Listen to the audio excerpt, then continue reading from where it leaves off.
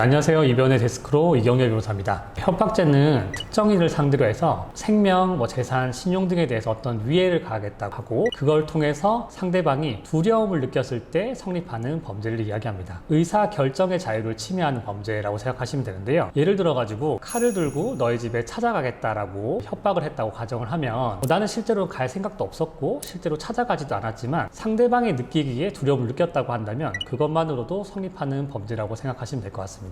그 협박이 주관적인 그런 두려움이 아니라 객관적인 두려움을 야기시켜야 되는데요. 본인 입장에서는 두려움을 느끼겠지만 다른 사람이 볼 때는 전혀 두려움을 느낄 수 없는 행동을 강요했다고 한다면 그것은 협박죄가 성립하지는 않습니다. 네, 판례를 기반으로 해서 좀 설명을 좀 드리고 싶은데요. 첫 번째는 그 입주자 대표회의회 회장님이 지나가는 경비원에게 나한테 인사를 똑바로 하지 않으면 해고시키겠다라는 말을 여러 번 했어요. 근데 이 경우에는 그 입주자 대표회의 회장님이 해고 권한이 있는 사람이기도 하기 때문에 실제로 어떤 두려워하는 결과가 발생할 수 있다는 걸 좀 가정할 수 있기 때문에 협박죄가 성립한다고 보았고요. 또 차를 운전해서 가다가 보복운전 당하는 경우들 있잖아요. 보복운전을 당하면서 내려서 본인을 죽여버리겠다, 상대방을 죽여버리겠다라고 얘기를 했을 경우에도 협박죄로 성립한다고 인정했습니다. 또한 이제 채무를 변제하지 않으면은 너의 아들을 찾아가겠다, 아들을 죽여버리겠다 이런 것들도 역시 협박죄에 해당한다고 볼 수가 있겠죠. 또 이에 반해서 좀 많은 분들이 말씀하시는 게 본인한테 욕설을 여러 번 했다, 두렵게, 이것만으로 협박죄에 성립한다고 보지는 않고 있고요.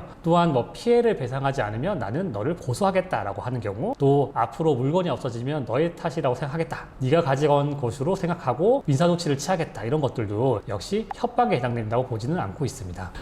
좀 말씀드리고 싶은 부분이 사실 일반적인 협박죄보다도 현실에서는 특수협박죄가 생각보다는 많이 성립되고 있어요. 특수협박죄의 경우는 단체 또는 다중의 위력을 보이거나 위험한 물건을 휴대하여 협박할 경우에 7년 이하의 징역 또는 1천만 원의 벌금에 처할 수 있다고 규정하고 있는데요. 협박할 때 그냥 말로 하는 경우들도 있지만 여러 사람을 동원해서 찾아간다고 협박하는 경우, 또 흉기라던가 아니면 골프채라던가 방망이라던가 어떤 위험한 물건을 휴대하고 협박하는 경우들이 있는데요. 이런 경우에는 특수협박으로 봐서 좀 더 엄하게 처벌하고 있다는 부분을 좀 기억하셔야 될 것 같습니다. 위험한 흉기는 아니지만 밑에 떨어뜨려 놓고 있다거나 아니면 들고 있다거나 그런 상황에 따라 좀 다를 것 같긴 한데, 그래도 그 당시에 골프채를 휘두를 정도로 이걸 상대방한테 좀 가까이 갖다 댔다고 하면은 특수협박죄가 해당될 것 같고요.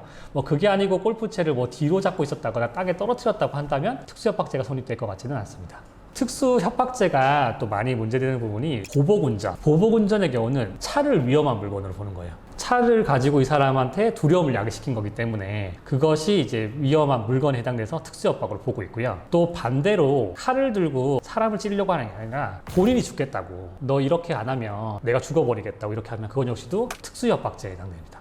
협박죄의 경우는, 특히 일반 협박죄의 경우는 피해자가 처벌을 원하지 않는다고 할 경우에는 처벌을 할 수가 없어요. 반의사불벌죄라고 하는데, 만약 고소가 접수된다고 하더라도 합의서가 제출된다고 한다면 공소권 없음으로 해서 어차피 진행이 되지가 않습니다. 협박죄로 고소를 당한 피의자 신분이라고 한다면 제3자나 변호인을 통해서 합의 시도를 해보시고 합의서를 제출한다면 혐의 없음처럼 완전히 이제 종결될 수 있다는 부분도 기억하시면 좋겠습니다. 공갈죄도 이제 협박을 기반으로 하고 있는데요. 협박 또는 폭행을 수단으로 해서 금품을 요구하고 갈취하는 경우에 성립한다고 보고 있습니다. 예를 들어서 A라는 사람이 B라는 사람한테 신체 생명에 위협이 되는 어떤 언행을 했다, 문자를 보냈다 라고 하면은 그것만으로는 협박죄가 성립하는 것이고, 그것에 더 나아가서 이렇게 하지 않은 경우에 금전을 달라, 합의금을 달라, 위로금을 달라라고 했고 실제로 갈취가 일어났다면 공갈죄의 기수, 돈을 받지 않았다고 한다면 공갈죄의 미수죄가 성립한다고 생각하시면 됩니다. 공갈죄는 이제 협박을 수단으로 하고 있기 때문에 협박죄도 성립하고 공갈죄도 성립하고 그러진 않고 공갈죄만 성립한다고 생각하시면 되고요. 또 일반 협박죄는 제가 반의사불벌죄라고 해서 합의서가 제출되면 더 이상 진행되지 않는다고 설명드렸는데, 공갈죄는 이것과 다르게 합의서가 제출된다고 하더라도 사건은 계속 진행될 겁니다. 처벌 수위가 낮아질 뿐이지 처벌은 받는다라는 차이점이 있다고 생각하시면 될 것 같습니다.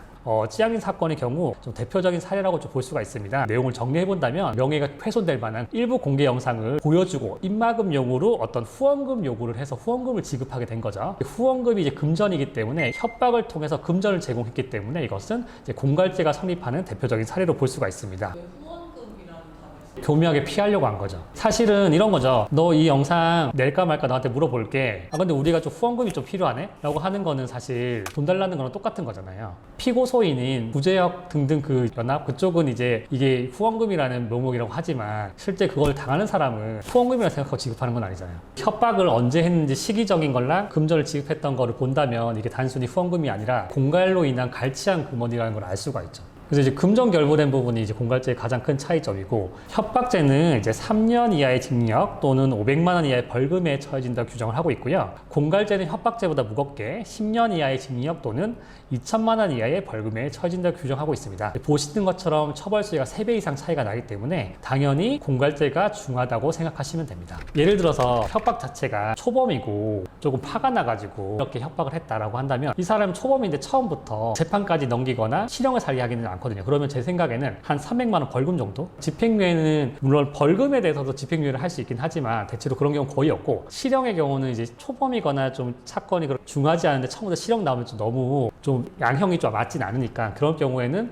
원래 너가 6개월 실형이 나와야 되는데 뭐 1년 동안 그 형을 유예하고 1년 동안에 문제를 일으키지 않으면 일단은 실형을 살진 않는 거죠. 네, 이제 정보통신망법을 보시면 되는데요. 정보통신망을 이용하여 공포심이나 불안감을 유발하는 부호, 문헌, 음향, 화상 또는 반복적으로 상대방에게 도달하는 행위를 한다면 1년 이하의 징역 또는 1천만 원 이하의 벌금에 처하도록 규정을 하고 있습니다. 그러니까 공포심을 느낄 만한 정도는 아니더라도 어떤 불안감을 느낄 정도의 내용을 계속 전화나 문자로 보냈을 경우에 해당 법률에 따라서 처벌받을 수가 있습니다. 예를 들어서 엄마의 내년남이 딸에게 연락해서 엄마가 딴 남자를 만나는 것을 아버지가 알고 있냐는 식으로 계속 물어본다고 한다면 이것이 어떤 공포심은 아니더라도 불안감을 야기한다고 보는 것이죠. 그래서 해당 남성에 대해서 실제로 집행유예 판결을 내리기도 했습니다. 또 최근에는 이 정도가 좀 심해진다고 한다면 스토킹 처벌법 위반에 해당돼서 3년 이하의 징역 또는 3천만 원 이하의 벌금에 처해질 수도 있습니다. 대표적인 사례로 헤어진 여자친구한테 수차례 전화를 하고 문자를 보낸 식으로 해서 불안감을 야기한 경우, 뭐 주변에서 들어보셨을 것 같은데요. 이 경우에는 법원은 스토킹 처벌법 위반에 해당된다고 해서 실제로 좀 엄한 처벌을 내리고 있습니다. 협박죄와 공갈죄가 사실은 일상생활에서 충분히 좀 발생할 수 있는 문제거든요. 그래서 오늘 영상을 참고하셔서 협박죄나 공갈죄가 성립될 수 있다고 생각이 든다면 전문 변호사님 상담 받으시고 잘 대처하시면 좋겠습니다. 감사합니다.